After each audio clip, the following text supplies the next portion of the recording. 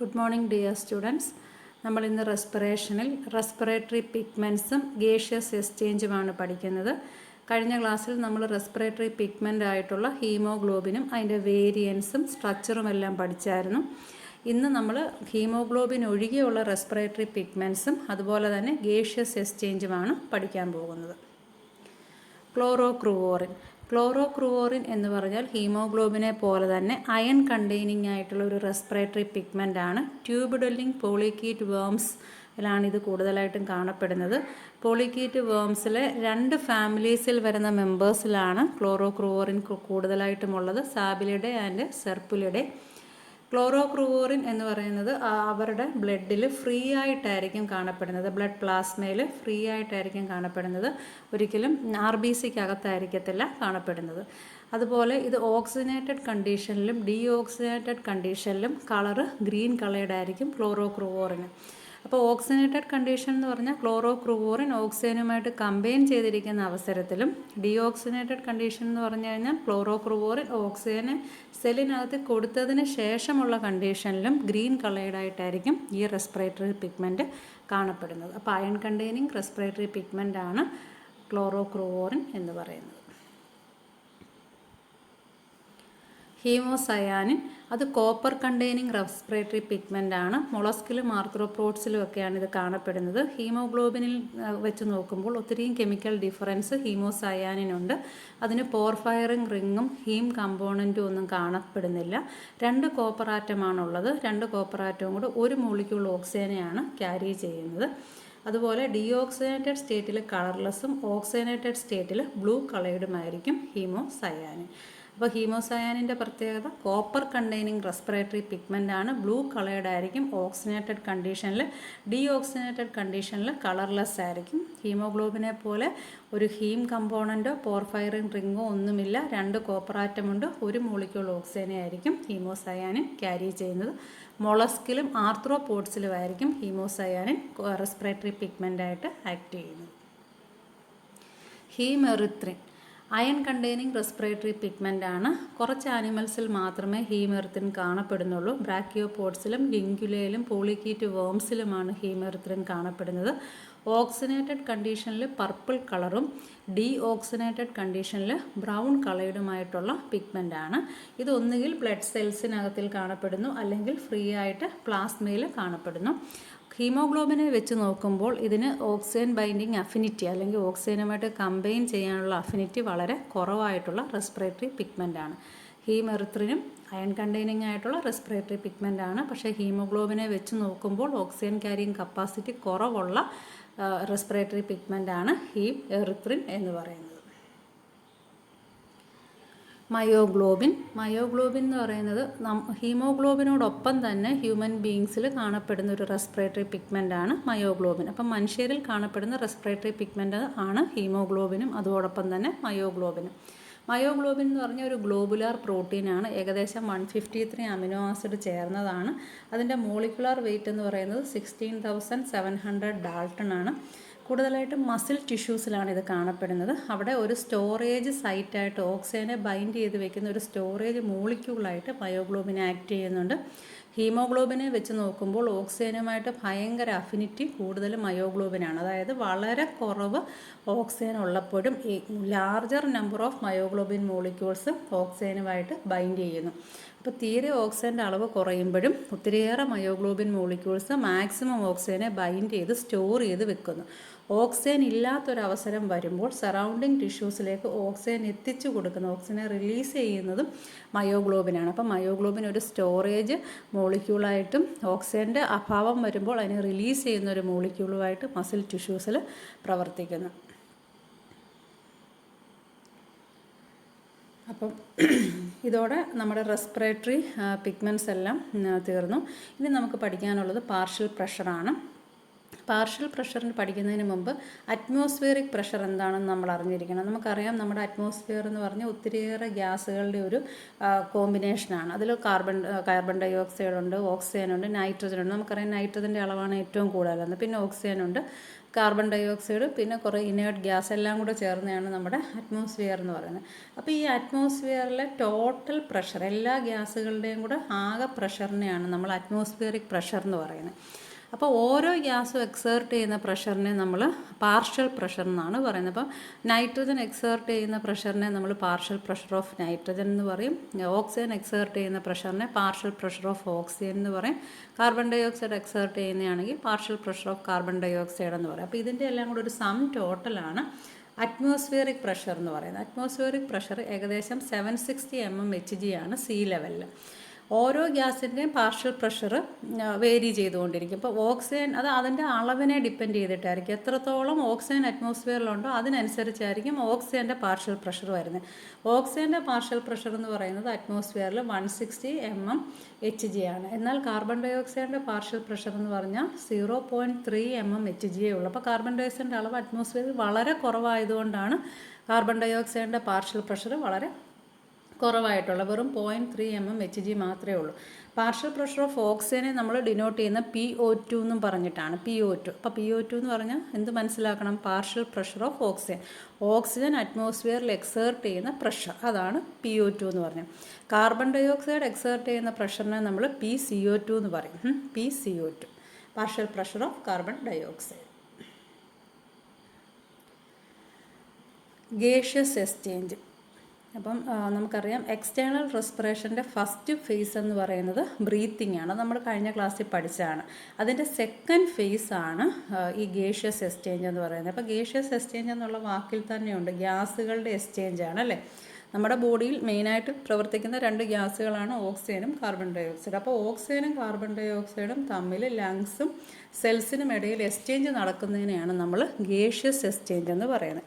അപ്പോൾ ലങ്സിലും ബോഡി സെൽസിനും ഇടയിലാണ് ഈ എക്സ്ചേഞ്ച് നടക്കുന്നത്. അപ്പോൾ ഈ എക്സ്ചേഞ്ചിന് സഹായിക്കുന്ന ഒരു മീഡിയം എന്ന് പറയുന്നത് ബ്ലഡാണ്. ബ്ലഡിലെ RBCയിൽ കൂടെയാണ് ഈ രണ്ട് ഗ്യാസും അങ്ങോട്ടും ഇങ്ങോട്ടും ലങ്സിനും ബോഡിക്കും ഇടയിലായിട്ട് എക്സ്ചേഞ്ച് നടത്തുന്നത്.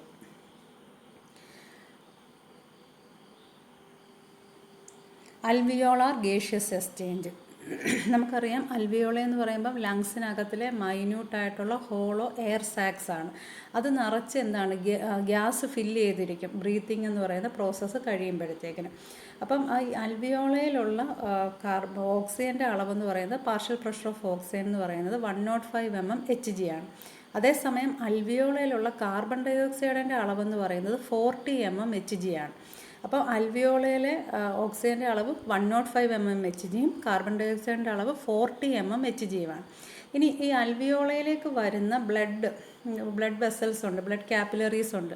അപ്പോൾ അതിലേക്ക് അൽവിയോള എന്ന് പറയുമ്പോൾ ലങ്സിലെയാണ്. അപ്പോൾ പൾമോണറി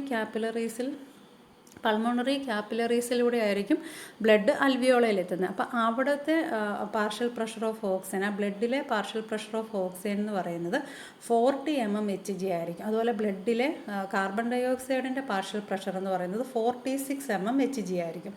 അപ്പം നമുക്കറിയാം എപ്പോഴും ഗ്യാസുകൾ ഹയർ കോൺസെൻട്രേഷനിൽ നിന്നും ലോവർ കോൺസെൻട്രേഷനിലേക്ക് ഡിഫ്യൂസ് ചെയ്യും. ഇപ്പോൾ അൽവിയോളയിൽ ഇരിക്കുന്ന പാർഷ്യൽ പ്രഷർ ഓഫ് ഓക്സിജൻ വളരെ കൂടുതലാണ്, 105 ആണ്. അതേസമയം ബ്ലഡ് കാപ്പിലറീസിലെ ഓക്സിജൻ്റെ അളവെന്ന് പറഞ്ഞാൽ വെറും 40 mmHg ഉള്ളൂ. അപ്പം ഭയങ്കര ഒരു ഡിഫറൻസ് ആണ് അല്ലേ. അപ്പോൾ സുഖമായിട്ട് എന്ത് പറ്റുന്നു, അൽവിയോളയിൽ നിന്നുമുള്ള ഗ്യാസ് എവിടെ എത്തുന്നു, ഓക്സിജൻ ഗ്യാസ് എവിടെ എത്തുന്നു, പാർഷ്യൽ പ്രഷർ വളരെ കുറവുള്ള ബ്ലഡിലേക്ക് ഡിഫ്യൂസ് ചെയ്തു പോകുന്നു. എന്നാൽ കാർബൺ ഡൈ ഓക്സൈഡിൻ്റെ അൽവിയോളയിലുള്ള അളവെന്ന് പറയുന്നത് 40 mmHg ആണ്. അതേസമയം ബ്ലഡിലുള്ളത് 46 mmHg ആണ്. അപ്പോൾ അവ തമ്മിൽ വലിയൊരു ഡിഫറൻസ് ഇല്ല. അതുകൊണ്ട് തന്നെ കാർബൺ ഡൈ ഓക്സൈഡിൻ്റെ എക്സ്ചേഞ്ച് ഒരു വലിയ തോതിൽ നടക്കുന്നില്ല. കുറച്ച് തോതിൽ മാത്രമേ കാർബൺ ഡൈ ഓക്സൈഡിൻ്റെ എക്സ്ചേഞ്ച് നടക്കുന്നുള്ളൂ ഓക്സിജനെ കമ്പയർ ചെയ്ത് നോക്കുമ്പോൾ. അപ്പം ഓക്സിജൻ്റെ എക്സ്ചേഞ്ച് എന്ന് പറയുന്നത് വളരെ വലുതായിട്ട് ഡിഫ്യൂഷൻ നടക്കുന്നു. ഈ ഡിഫ്യൂഷൻ എത്ര വരെ നടക്കുന്നു എന്ന് വെച്ച് കഴിഞ്ഞാൽ രണ്ടും ഒരു ഇക്വിലിബ്രിയത്തിൽ എത്തുന്നത് വരെ, അതായത് partial pressure of oxygen in the alveoli and partial pressure of oxygen in the blood ഏകദേശം ഒരേ കോൺസ്റ്റൻറ്റ് റേറ്റിൽ എത്തുന്നിടം വരെ അങ്ങോട്ടും ഇങ്ങോട്ടും ഓക്സിജൻ അൽവിയോളയിൽ നിന്നും ബ്ലഡിലേക്കും കാർബൺ ഡൈ ഓക്സൈഡ് അതുപോലെ തന്നെ ബ്ലഡിൽ നിന്നും അൽവിയോളേക്കും എക്സ്ചേഞ്ച് ചെയ്യപ്പെടുന്നു, ഒരു ഇക്വിലിബ്രിയം എത്തുന്നിടം വരെ. അപ്പോൾ ഇതിനെയാണ് നമ്മൾ അൽവിയോളാർ ഗേഷ്യസ് എക്സ്ചേഞ്ച് എന്ന് പറയുന്നത്. അപ്പോൾ ഇങ്ങനെ അൽവിയോളയിലിരിക്കുന്ന ഗ്യാസ്, അതായത് ഓക്സിജൻ, ബ്ലഡിലേക്ക് കയറണമെങ്കിൽ അതിന് കുറച്ച് കടമ്പകൾ കടക്കണം. എന്തൊക്കെയുണ്ട്? അൽവിയോളാർ വോളിനെ അത് ക്രോസ് ചെയ്യണം, അല്ലേ? ഓക്സിജൻ അൽവിയോളാർ വോളിനെ ഡിഫ്യൂസ് ചെയ്യണം. അൽവിയോളാർ വോൾ ഓക്സിജനും കാർബൺ ഡൈ ഓക്സൈഡിനെയും ഈസി ആയിട്ട് കടത്തിവിടും. അതിനുശേഷം അവിടെ ഒരു സ്പേസ് ഉണ്ട്, അല്ലേ? ഇൻ്റർസെല്ലുലാർ സ്പേസ് ഉണ്ട്. ആ സ്പേസിൽ കൂടെ ഓക്സിജൻ ട്രാവൽ ചെയ്ത് ബ്ലഡ് കാപ്പിലറീസിൻ്റെ വോളിൽ കൂടെ ഡിഫ്യൂസ് ചെയ്തിട്ടാണ് ബ്ലഡിനകത്തിലുള്ള RBCക്കകത്തെ ഹീമോഗ്ലോബിനിലേക്ക് പോയി അറ്റാച്ച് ചെയ്ത് ഓക്സി ഹീമോഗ്ലോബിനായി മാറുന്നത്. തിരിച്ച് കാർബൺ ഡൈ ഓക്സൈഡും ഇതുപോലെ തന്നെ പോകുന്നു. അപ്പോൾ കാർബൺ ഡൈ ഓക്സൈഡ് ഇപ്പം കൂടുതലും 46 mmHg ബ്ലഡിനകത്താണ്. അപ്പോൾ ബ്ലഡിനകത്ത് ഇരിക്കുന്ന കാർബൺ ഡൈ ഓക്സൈഡ് എന്ത് ചെയ്യുന്നു? ബ്ലഡിൽ നിന്നും അത് ബ്ലഡ് കാപ്പിലറീസിൻ്റെ വോള് എന്താണ് കടന്നിട്ട് അത് ആ സ്പേസിലെത്തിയിട്ട് അൽവിയോളാർ വോൾ വഴി ലങ്സിലേക്ക് കയറുന്നു, അല്ലെങ്കിൽ അൽവിയോളയിൽ വന്ന് ഫില്ല് ചെയ്യുന്നു. അത് പിന്നെ എക്സ്പിറേഷൻ എന്നുള്ള പ്രോസസ്സ് വഴി പുറത്തേക്ക് പോകുന്നു. അപ്പോൾ ഇതിനെയാണ് നമ്മൾ അൽവിയോളാർ ഗേഷ്യസ് എക്സ്ചേഞ്ച് എന്ന് പറയുന്നത്. Factors that influence gaseous exchange. അപ്പോൾ അൽവിയോളാർ ഗേഷ്യസ് എക്സ്ചേഞ്ചിനെ ഇൻഫ്ലുവൻസ് ചെയ്യുന്ന 4 ഫാക്ടേഴ്സാണ് പറഞ്ഞേക്കുന്നത്. Partial pressure of oxygen and carbon dioxide in the alveoli, അത് നമ്മൾ പറഞ്ഞതാണ്. ഓക്സിജൻ്റെ പാർഷ്യൽ പ്രഷർ അൽവിയോളയിൽ കൂടുതലും ബ്ലഡിൽ കുറവുമാണ്. അതുകൊണ്ട് തന്നെ ബ്ലഡിലേക്ക് ഓക്സിജൻ കയറുന്നു. കാർബൺ ഡൈ ഓക്സൈഡിൻ്റെ പാർഷ്യൽ പ്രഷർ അൽവിയോളയിൽ കുറവും ബ്ലഡിൽ കൂടുതലുമാണ്. അതുകൊണ്ട് ബ്ലഡിൽ നിന്നും അൽവിയോളയിലേക്ക് കാർബൺ ഡൈ ഓക്സൈഡ് പോകുന്നു. Extensive surface area available for diffusion, അതായത് അൽവിയോളെ നമുക്കറിയാം മൈന്യൂട്ട് എയർ സാക്ക് ആണെങ്കിലും അതിനെ ചുറ്റി കവർ ചെയ്ത് ക്യാപ്പിലറീസ് ഉണ്ട്. അപ്പോൾ ഈ ക്യാപ്പിലറീസ് ഉള്ള എല്ലാ ഭാഗത്തും ഗേഷ്യസ് എക്സ്ചേഞ്ച് നടക്കുന്നു. അതുകൊണ്ട് എക്സ്റ്റെൻസീവ് സർഫസ് ഏരിയയാണ് അൽവിയോളയിൽ ഗ്യാസ് ഡിഫ്യൂഷന് വേണ്ടി പ്രൊവൈഡ് ചെയ്തേക്കുന്നത്. Ultrastructural organisation of alveolar wall. അൽവിയോളയുടെ വോൾ എന്ന് പറഞ്ഞാൽ highly permeable to both the gases. അപ്പോൾ ആ അൽവിയോളയുടെ വോളിൻ്റെ അൾട്രാ സ്ട്രക്ചറൽ ഓർഗനൈസേഷനും ഈ ഗേഷ്യസ് എക്സ്ചേഞ്ചിന് സഹായകരമാകുന്നു. Slow blood flow through the ക്യാപ്പിലറീസിൽ കൂടെ ഉള്ള ബ്ലഡിൻ്റെ ഫ്ലോ എന്ന് പറയുന്നത് വളരെ താരതമ്യേന സ്ലോ ആണ്. അതുകൊണ്ട് തന്നെ മാക്സിമം ടൈം കിട്ടുന്നു ഗ്യാസുകൾക്ക് അങ്ങോട്ടും ഇങ്ങോട്ടും ഡിഫ്യൂസ് ചെയ്ത് ഗേഷ്യസ് എക്സ്ചേഞ്ച് നടത്താനായിട്ട്. അപ്പോൾ സ്ലോ ബ്ലഡ് ഫ്ലോ ആണ് അടുത്തൊരു ഫാക്ടർ ഗേഷ്യസ് എക്സ്ചേഞ്ചിനെ ഫെസിലിറ്റേറ്റ് ചെയ്യുന്നത്. Gas exchange in tissues. അപ്പോൾ നമ്മൾ അൽവിയോളയിലെ ഗ്യാസ് എക്സ്ചേഞ്ച് എങ്ങനെയാണെന്ന് പറഞ്ഞു. ഇനി ഓരോ ടിഷ്യൂസിൽ അല്ലെങ്കിൽ ഓരോ സെൽസിലും എങ്ങനെയാണ് ഈ ഗ്യാസ് എക്സ്ചേഞ്ച് നടക്കുന്നതെന്നാണ് നമ്മൾ പറയുന്നത്. ഇപ്പം ബ്ലഡിൽ പൾമണറി ക്യാപ്പിലറീസിൽ അല്ലെങ്കിൽ പൾമണറി വെയിനിലെത്തിയേക്കുന്ന ബ്ലഡ് നേരെ എങ്ങനെ എവിടോട്ട് പോകുന്നു? ഹാർട്ടിലേക്ക് പോകുന്നു. ഹാർട്ടിൻ്റെ ലെഫ്റ്റ് വെൻട്രിക്കിൾ അതിനെ പമ്പ് ചെയ്ത് ഡിഫറെൻറ്റ് സെൽസിലേക്ക് അല്ലെങ്കിൽ ഡിഫറെൻറ്റ് ഓർഗൻസിലേക്ക് ഈ ഗ്യാസ് എത്തിച്ചു കൊടുക്കുന്നു. അങ്ങനെ ഓരോ സെല്ലിലും എത്തുന്ന ഈ ബ്ലഡ് കാപ്പിലറീസിലെ ഗ്യാസിന് എന്ത് സംഭവിക്കുന്നു, ടിഷ്യൂസിൽ വെച്ച് എന്ത് സംഭവിക്കുന്നു എന്നാണ് നമ്മൾ പറയാൻ പോകുന്നത്. അപ്പോൾ ബ്ലഡ് കാപ്പിലറീസ് നിറച്ചിപ്പോൾ എന്താണുള്ളത്? ഹാർട്ടിൽ നിന്ന് വരുന്ന ബ്ലഡ് കാപ്പിലറീസ് നിറച്ച് ഓക്സിജൻ്റെ അളവ് വളരെ കൂടുതലാണ്. അപ്പോൾ പ്യുവർ ബ്ലഡാണ് ഹാർട്ട് പമ്പ് ചെയ്യുന്നത്. അപ്പോൾ അങ്ങനെയുള്ള ബ്ലഡ് ഓരോ ടിഷ്യൂസിലും എത്തിക്കഴിയുമ്പോഴത്തേക്കിന് ടിഷ്യൂസിൽ എത്തുന്ന ബ്ലഡ് കാപ്പിലറീസിൻ്റെ വോൾ എന്ത് ചെയ്യുന്നു? ഇൻ്റർസ്റ്റീഷ്യൽ ഫ്ലൂയിഡിലേക്ക് ഓപ്പൺ ചെയ്യുന്നു, അല്ലെങ്കിൽ ആ വോളിൽ നിന്ന് ഓക്സിജൻ ഇൻ്റർസ്റ്റീഷ്യൽ ഫ്ലൂയിഡിലേക്ക് ഡിഫ്യൂസ് ചെയ്തിറങ്ങുന്നു. ഇൻ്റർസ്റ്റീഷ്യൽ ഫ്ലൂയിഡിൽ നിന്നും അത് എന്ത് ചെയ്യുന്നു? എക്സ്ട്രാ സെല്ലുലാർ ഫ്ലൂയിഡിലേക്ക് എത്തുന്നു. അവിടെ വെച്ച് ഓരോ പ്ലാസ്മ മെംബ്രെയിനും ക്രോസ് ചെയ്ത് ഓരോ സെൽസിനകത്തേക്ക് അല്ലെങ്കിൽ ഓരോ ടിഷ്യൂസിനകത്തേക്ക് ഓക്സിജൻ ഡിഫ്യൂസ് ചെയ്ത് കയറുന്നു. ടിഷ്യൂസിനകത്ത് നമുക്കറിയാം. അപ്പോൾ ടിഷ്യൂസിന് ഇതുപോലെ തന്നെയാണ് കാർബൺ ഡൈ ഓക്സൈഡ് തിരിച്ച് എന്ത് ചെയ്യുന്നു? ടിഷ്യൂസിനകത്തിലിരിക്കുന്ന കാർബൺ ഡൈ ഓക്സൈഡ് തിരിച്ച് ഈ എക്സ്ട്രാ സെല്ലുലാർ ഫ്ലൂയിഡിൽ നിന്ന് ഇൻ്റർസ്റ്റീഷ്യൽ ഫ്ലൂയിഡിലേക്ക് കയറി അതിൽ നിന്നും ക്യാപ്പിലറി വോൾ തിൻ വോൾ വഴി അത് ബ്ലഡിനകത്തേക്ക് തിരിച്ചു കയറുന്നു. അപ്പോൾ ഇതാണ് ഗേഷ്യസ് എക്സ്ചേഞ്ച് ഇൻ ടിഷ്യൂസ് എന്ന് പറയുന്നത്. അപ്പോൾ സെൽസിൽ ആദ്യം നമുക്കറിയാം സെല്ലുലാർ റെസ്പിറേഷൻ നടക്കുകയാണ്. അപ്പോൾ അതിൻ്റെ ഭാഗമായിട്ട് ഓക്സിജൻ എപ്പോഴും കൺസ്യൂം ചെയ്യപ്പെട്ടുകൊണ്ടിരിക്കുകയാണ്. കാർബൺ ഡൈ ഓക്സൈഡ് ഏത് നേരവും പ്രൊഡ്യൂസ് ചെയ്യപ്പെട്ടുകൊണ്ടിരിക്കുകയാണ്. അപ്പം സെൽസിനകത്തിൽ PO2 എന്ന് പറയുന്നത് വളരെ കുറവും PCO2 എന്ന് പറയുന്നത് വളരെ കൂടുതലുമാണ്.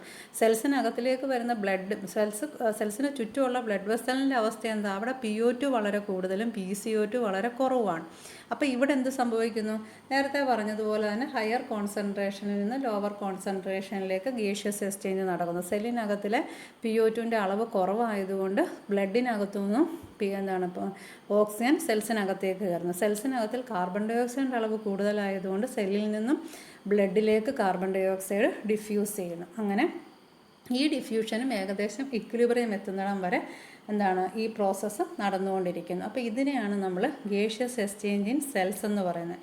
അപ്പോൾ അൽവിയോളയിൽ നടന്നതിൻ്റെ ജസ്റ്റ് ഓപ്പോസിറ്റാണ് സെൽസുകളിൽ നടക്കുന്നത്. കാരണം സെൽസിൽ പാർഷ്യൽ പ്രഷർ ഓഫ് ഓക്സിജൻ കുറവാണ്, ബ്ലഡിൽ കൂടുതലാണ്. അപ്പോൾ ബ്ലഡിൽ നിന്നും സെൽസിലേക്ക് ഓക്സിജൻ വരുന്നു, കാർബൺ ഡൈ ഓക്സൈഡ് സെൽസിനകത്തിൽ കൂടുതലാണ്. അതുകൊണ്ട് തന്നെ അത് സെൽസിൽ നിന്നും നേരെ ബ്ലഡിലേക്ക് പോകുന്നു. അപ്പോൾ ഇത്രയേ ഉള്ളൂ ഗേഷ്യസ് എക്സ്ചേഞ്ച് ഇൻ സെൽസ്. അപ്പോൾ നമ്മൾ ഇതുവരെ പഠിച്ച കാര്യങ്ങൾ ഒരു ഡയഗ്രത്തിൻ്റെ സഹായത്തോടുകൂടി ഞാൻ എക്സ്പ്ലെയിൻ ചെയ്തു തരാം. അപ്പോൾ നിങ്ങൾക്ക് കുറച്ചുകൂടെ മനസ്സിലാവും. അൽവിയോളാർ ഗേഷ്യസ് എക്സ്ചേഞ്ച് ആണ് നമ്മൾ ആദ്യം നോക്കാൻ പോകുന്നത്. ലെഫ്റ്റ് സൈഡിൽ കാണിച്ചേക്കുന്നത് നമ്മുടെ ബൈലോബ്ഡ് ആയിട്ടുള്ള ലങ്സ് ആണ്. നമുക്കറിയാം ലങ്സിലെല്ലാം മൈന്യൂട്ടായിട്ടുള്ള സ്ട്രക്ചേഴ്സ് ഉണ്ട്. അതാണ് അൽവിയോളെ. ആ ഒരു അൽവിയോളയാണ് അവിടെ എൻലാർജ് ചെയ്ത് കാണിച്ചേക്കുന്നത്. ഈ അൽവിയോളെ നമ്മൾ ഒരെണ്ണം മാത്രം എടുത്തിട്ട് നമ്മൾ റൈറ്റ് സൈഡിൽ കാണിച്ചേക്കുന്നു. അപ്പോൾ ഈ അൽവിയോളെ നോക്കിയാൽ ചുറ്റിപ്പറ്റി നിറച്ച് ബ്ലഡ് ക്യാപ്പിലറീസ് ആണ്. അതിൽ നീല നിറത്തിൽ കാണിച്ചേക്കുന്നത് പൾമണറി ആർട്ടീരിയോളാണ്. പൾമണറി ആർട്ടീരിയോൾ ഇമ്പ്യൂർ ബ്ലഡാണ് ക്യാരി ചെയ്യുന്നത്. ശരീരത്തിൻ്റെ വിവിധ ഭാഗത്തു നിന്നുള്ള ഇമ്പ്യൂർ ബ്ലഡിനെ പൾമണറി ആർട്ടറി കൊണ്ടുവന്നിട്ട് അതിൽ നിന്ന് സ്പ്ലിറ്റ് ചെയ്ത് വരുന്ന പൾമണറി ആർട്ടീരിയോളാണ് ഒരു അൽവിയോളയിലേക്ക് എത്തിയേക്കുന്നത്. അപ്പോൾ ഈ പൾമണറി ആർട്ടീരിയോൾ ഇമ്പ്യൂർ ബ്ലഡിനെ ക്യാരി ചെയ്യുന്നതെന്ന് കാണിക്കാനായിട്ടാണ് നീല നിറത്തിൽ കാണിച്ചേക്കുന്നത്. അപ്പോൾ അതെന്ത് ചെയ്യുന്നു, അൽവിയോളെ ചുറ്റി ഇങ്ങനെ പോവുകയാണ്. അപ്പോൾ അൽവിയോളയ്ക്കകത്ത് ഇപ്പോൾ PO2 വളരെ കൂടുതലാണ്, ബ്ലഡ് PO2 വളരെ കുറവാണ്. അപ്പം കുറവുള്ള ഇടത്തേക്ക് ഓക്സിജൻ ഡിഫ്യൂസ് ചെയ്തിട്ട് അൽവിയോളയിലെ PO2 അളവ് ഇക്വിലിബ്രിയത്തിലെത്തുന്നിടം വരെ ഈ ഡിഫ്യൂഷൻ നടക്കുന്നു. അങ്ങനെ ഈ ക്യാപ്പിലറീസ് എന്തായിട്ട് മാറുന്നു, ക്യാപ്പിലറീസിലെ ബ്ലഡ് പ്യുവറായിട്ട് മാറുന്നു, ഓക്സിജൻ്റെ അളവ് കൂടുന്നു. അപ്പോൾ അത് റെഡ് കളേർഡായിട്ട് മാറി പൾമണറി വെയിനുകളായിട്ടത് പുറത്തേക്ക് ലങ്സിൽ നിന്നും പുറത്തേക്ക് പോകുന്നു. അതായത് പൾമണറി വെയിനായിട്ടത് നേരെ ഹാർട്ടിലേക്ക് പോകുന്നു. അപ്പോൾ പ്യുവർ ബ്ലഡാണ് പൾമണറി വെയിൻ ക്യാരി ചെയ്യുന്നത്. ഗേഷ്യസ് എക്സ്ചേഞ്ച് ഇൻ അൽവിയോളസ് കുറച്ചുകൂടെ അതിൻ്റെ ഒരു അൾട്രാ സ്ട്രക്ചർ എടുത്തിട്ട് പറയുകയാണ്. നടുക്ക് കാണിച്ചേക്കുന്നത് അൽവിയോളയാണ്. അതിന് ചുറ്റും കൂടെ പോകുന്ന ബ്ലഡ് ക്യാപ്പിലറീസിലെ ഒരു ബ്ലഡ് ക്യാപ്പിലറി എൻലാർജ് ചെയ്ത് കാണിച്ചിരിക്കുകയാണ്. അതിനകത്തിൽ കാണുന്ന ആ ഡിസ്ക് ലൈക്ക് സ്ട്രക്ചർ എന്ന് പറഞ്ഞാൽ RBC ആണ്. അപ്പോൾ RBCക്ക് അകത്തേക്കാണ് ഈ ഓക്സിജൻ കയറേണ്ടത്. അപ്പം നമുക്കറിയാം അൽവിയോളയിൽ ഓക്സിജൻ്റെ അളവ് കൂടുതലായതുകൊണ്ട് ഓക്സിജൻ എന്ത് ചെയ്യുന്നു, അൽവിയോളയുടെ വോള് വഴി അത് ഇടയ്ക്കുള്ള ഇൻ്റർസ്റ്റീഷ്യൽ സ്പേസിനകത്തൂടെ കയറി ക്യാപ്പിലറി വോളിൽ കൂടെ എവിടെ എത്തുന്നു, RBCക്ക് അകത്ത് ഹീമോഗ്ലോബിനിലേക്ക് എത്തുന്നു. തിരിച്ച് കാർബൺ ഡൈ ഓക്സൈഡ് ഹീമോഗ്ലോബിനിൽ നിന്നും എന്ത് ചെയ്യുന്നു, RBCക്ക് പുറത്തേക്ക് ഇറങ്ങിയിട്ട് അത് ക്യാപ്പിലറി വോളിൽ നിന്നും എക്സ്ട്രാ സെല്ലുലാർ ഫ്ലൂയിഡ് വഴി എവിടേക്ക് എത്തുന്നു, അൽവിയോളാർ മെംബ്രെയിൻ കവർ ചെയ്ത് എവിടെ എത്തുന്നു, അൽവിയോളയ്ക്കകത്ത് എത്തുന്നു. അപ്പോൾ ഇതാണ് ഗേഷ്യസ് എക്സ്ചേഞ്ച് ഇൻസൈഡ് ദി അൽവിയോള. അപ്പോൾ ഇതിന് കാരണമാവുന്ന എന്താണ്, partial pressure difference between the two gases. രണ്ട് ഗ്യാസുകളുടെ പാർഷ്യൽ പ്രഷർ ഡിഫറൻസ് ആണ് ഈ ഒരു ഗേഷ്യസ് ഡിഫ്യൂഷന് കാരണമാകുന്നത്. ഇനി ഗേഷ്യസ് എക്സ്ചേഞ്ച് ഇൻ സെൽസ്. ഓരോ സെൽസിനകത്തും എങ്ങനെയാണ് ഈ ഗേഷ്യസ് എക്സ്ചേഞ്ച് നടക്കുന്നതെന്നാണ് പറഞ്ഞേക്കുന്നത്. നിങ്ങൾ ആ റൈറ്റ് സൈഡിലേക്ക് നോക്കിയാൽ അവിടെ ഞാൻ റെസ്പിറേറ്ററി സിസ്റ്റം എന്ന് മാർക്ക് ചെയ്തേക്കുന്നുണ്ടോ. റെസ്പിറേറ്ററി സിസ്റ്റം എന്ന് കാണിച്ചേക്കുന്നത് ലങ്സിലെ ഒരു അൽവിയോളയാണ്. ആ അൽവിയോളയിൽ നിന്നും, അൽവിയോള നമുക്കറിയാം ഓക്സിജൻ്റെ അളവ് വളരെ കൂടുതലാണ്. അങ്ങനെ ഓക്സിജനേറ്റഡ് ആയിട്ടുള്ള ബ്ലഡ് അൽവിയോളയിൽ നിന്ന് എവിടെ എത്തുന്നു, ഓക്സിജൻ നിറഞ്ഞ ബ്ലഡ് അൽവിയോളയിൽ നിന്ന് ഇറങ്ങിയിട്ട് നേരെ ഹാർട്ടിലേക്ക് ചെല്ലുന്നു. ഹാർട്ടിൻ്റെ ലെഫ്റ്റ് സൈഡ് അതിനെ പമ്പ് ചെയ്ത് ഡിഫറെൻറ്റ് ഓർഗൻസിലേക്ക് പോകുന്നു. അപ്പം നമ്മുടെ ഡൈജസ്റ്റീവ് സിസ്റ്റത്തിലെത്തുമ്പോൾ ന്യൂട്രിയൻസ് ഈ ബ്ലഡിലേക്ക് മിക്സ് ചെയ്തിട്ട് ന്യൂട്രിയൻസും ഓക്സിജനും അടങ്ങിയ ബ്ലഡ് ശരീരത്തിൻ്റെ വിവിധ ഭാഗങ്ങളിലെ സെല്ലിലേക്ക് എത്തുന്നു. അപ്പം റൈറ്റ് സൈഡിൽ താഴെയായിട്ട് കാണിച്ചേക്കുന്ന ഗ്രൂപ്പ് ഓഫ് സെൽസാണ്, ടിഷ്യൂസാണ്. അപ്പോൾ ഈ ബ്ലഡിൽ PO2 വളരെ കൂടുതലാണ്. ഇപ്പം ആ PO2 partial pressure of oxygen കൂടുതലുള്ള ബ്ലഡ് സെൽസിലേക്ക് എത്തുമ്പോൾ ആ സെൽസ് എന്ത് ചെയ്യുന്നു, ബ്ലഡ് ക്യാപ്പിലറീസിൽ നിന്നും ആ ഓക്സിജൻ ഡിഫ്യൂസ് ചെയ്തിട്ട് ഇൻ്റർസ്റ്റീഷ്യൽ ഫ്ലൂയിഡ് വഴി എക്സ്ട്രാ സെല്ലുലാർ സ്പേസിലേക്ക് വരുന്നു. അവിടെ നിന്നും അത് നേരെ പ്ലാസ്മ മെമ്പറൈൻ ക്രോസ് ചെയ്തിട്ട് ഓരോ സെല്ലിനകത്തേക്കും കടക്കുന്നു. തിരിച്ച് സെല്ലിനകത്തിൽ കൂടുതലുള്ള carbon dioxide interstitial fluid വഴി ബ്ലഡ് കാപ്പിലറീസിൻ്റെ വോളിൽ കൂടെ അതിനകത്തുള്ള RBCയിലേക്ക് ഡിഫ്യൂസ് ചെയ്യുന്നു. അപ്പോൾ ഇതാണ് ഓരോ സെൽസിലും നടക്കുന്ന ഗേഷ്യസ് എക്സ്ചേഞ്ച് എന്ന് പറയുന്നത്. അപ്പം ഇത്രയും നിങ്ങൾക്ക് ക്ലിയർ ആയെന്ന് വിചാരിക്കുന്നു. ഗേഷ്യസ് എക്സ്ചേഞ്ചും അതുപോലെ റെസ്പിറേറ്ററി പിഗ്മെൻറ്റ്സുമാണ് നമ്മൾ ഈ ക്ലാസ്സിൽ പഠിച്ചത്. Thank you.